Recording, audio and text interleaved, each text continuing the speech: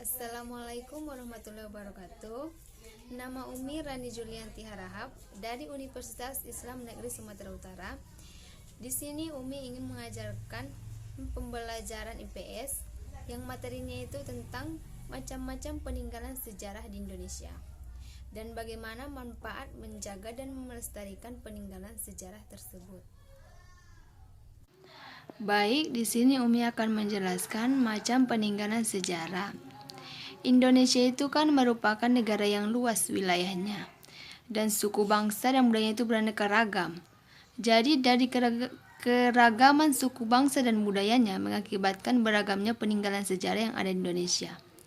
Benda-benda peninggalan sejarah Indonesia itu yang pertama arca.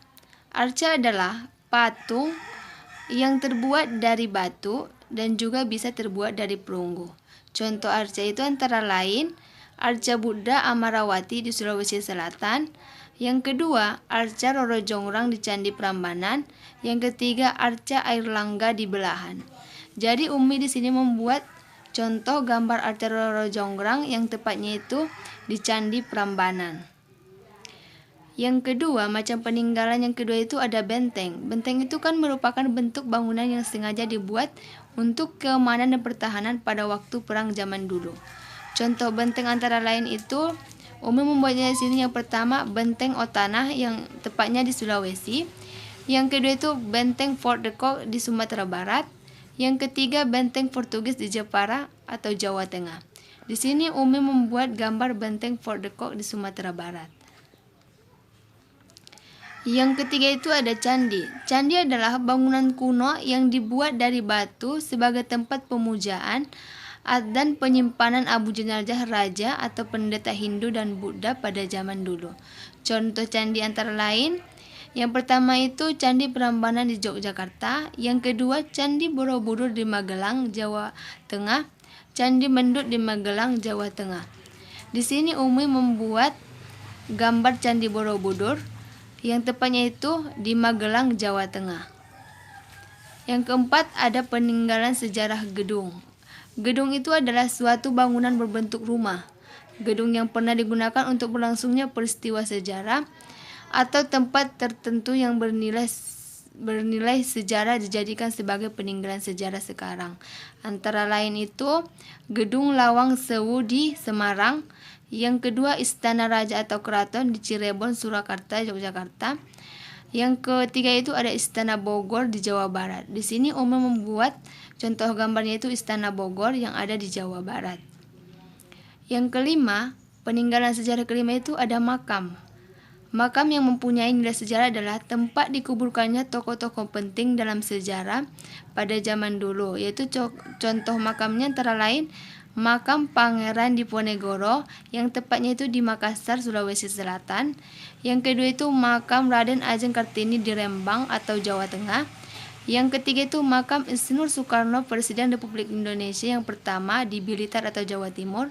Di sini Umi membuat contohnya itu gambar Makam Insinyur Soekarno Presiden Republik Indonesia pertama di Blitar, yaitu di Jawa Timur.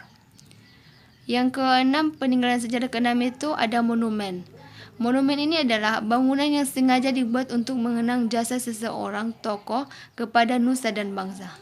Bahkan juga untuk memperingati peristiwa bersejarah yang ada di Indonesia. Jadi beberapa monumen di Indonesia itu yaitu yang pertama Monumen Nasional atau Tugu Monas yang ada di Jakarta. Yang kedua itu ada Monumen Tugu Muda yang di Semarang. Yang ketiga itu Monumen Proklamasi yang ada di Jakarta. Di sini Umi membuat gambar Monumen Nasional atau Tugu Monas yang ada di Jakarta. Dan di sini juga apa sih manfaat menjaga dan melestarikan peninggalan sejarah tersebut?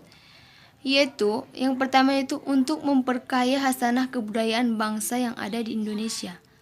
Yang kedua itu menambah pendapatan negara karena digunakan sebagai objek wisata.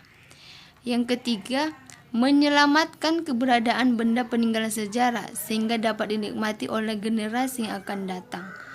Yang keempat itu membantu dunia pendidikan dan ilmu pengetahuan dengan memanfaatkan untuk objek penelitian. Baik, setelah Umi menjelaskan semua. Di sini Umi ingin memberikan 3 pertanyaan kepada anak-anak Umi. Yang pertama itu, di manakah letak berdirinya Candi Prambanan?